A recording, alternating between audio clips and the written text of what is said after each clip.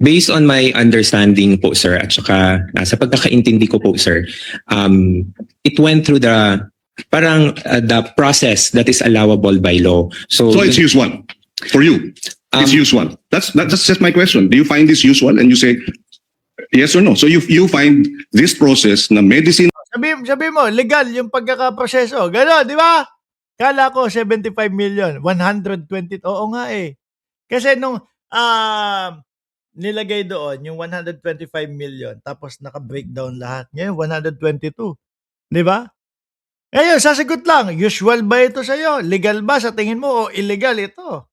O ganun lang, ang binibigay bilang reward sa Ay, sabi ni Ronald Federico Fax de Mesa, maligayang ika-70 anibersaryo sa lahat ng Iglesia ni Cristo, lokal Sagrada Distrito ng Bulacan West.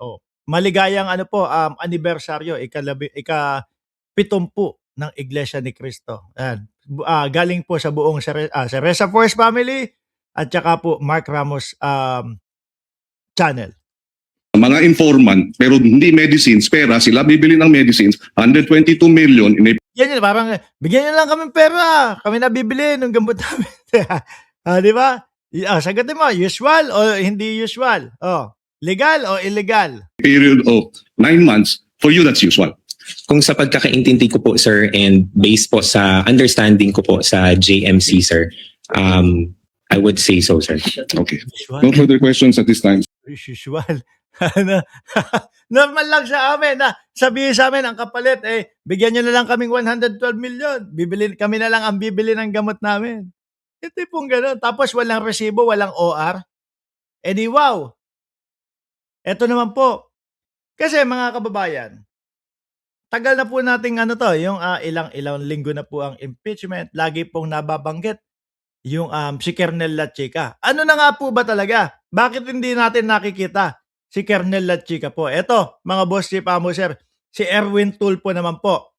Ginong testigo. Alam niyo ba na si Colonel Lachica ay hindi po banded?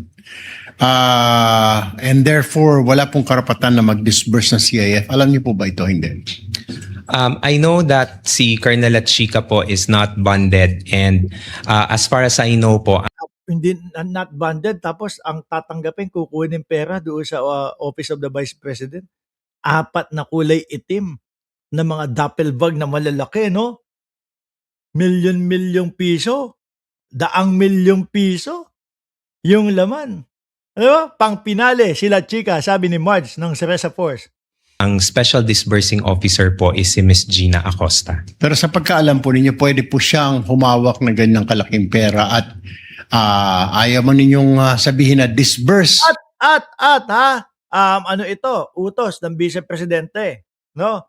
Na ibigay kay La Chica yung pera. Ano po? Yan po ay ganggaling kay Gina Acosta. Matcha, Mochi, shoutout sa iyo. Kundi implementation na may kahit na hindi po siya banded, pwede siya mag-disburse or mag-implement ng ganong kalaking pera.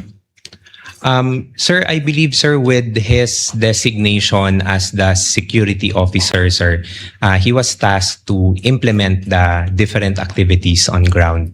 So, hindi Parang siya na din nagagastos ng mga yun.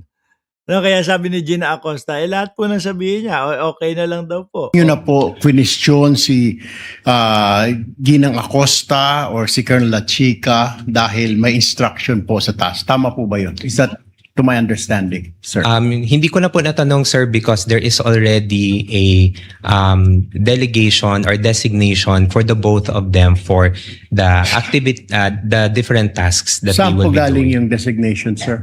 Can The you recall my memory? The designation po, sir, came from the head of agency, sir, the Vice President. All right. Sir, sabi mo kanina, I don't know kung Ngayon, paano sasabihin talaga ng mga DDS o paano sasabihin nila walang kinalaman si Sara Duterte dito at yung mga special disbursing officer lang ang may kinalaman dito? Kung siya yung mga nagluklok, siya yung mga naglagay, siya yung naguutos na kunin, na ibigay kay La Chica yung milyong-milyong pera po ng mamamayang Pilipino. Kalimutan ko, nasa break room po ako kanina. Sabi mo, wala kang alam paano ginastos ang confidential fund when nag-usap po tayo. Tama po ba yun? Yes, You sir. have no idea. Pero I just was wondering, bakit kayo po ang sumasagot ng Audit Observation Memorandum o AOM ng COA kung wala kayong alam sa paggasta ng confidential fund? Gayon, ang AOM po, tama po ba, correct me if I'm wrong, ito po ay kumikwestiyon sa mga errors, exception, or deficiencies sa audit po ng COA?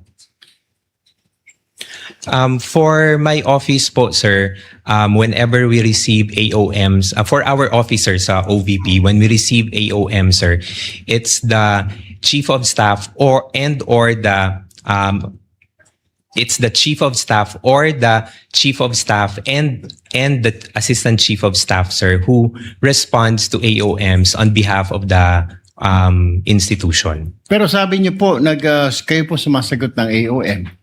Yes, sir. That's part of the tasks that are given to us, sir, together with the chief of How staff. can sir. you, I was just wondering kanina po, sir, how can you answer questions, queries, kung wala na pa po kayong alam?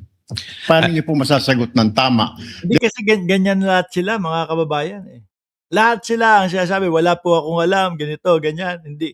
Kasi nga, may mga The pinagtatakpan. only way to do that is you will lie.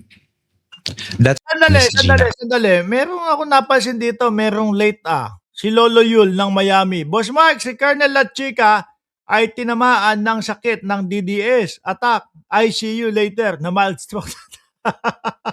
Ayan, sabi ni Lolo Yul ng Miami. Kahit na Disyembre magkita tayo dyan, ha?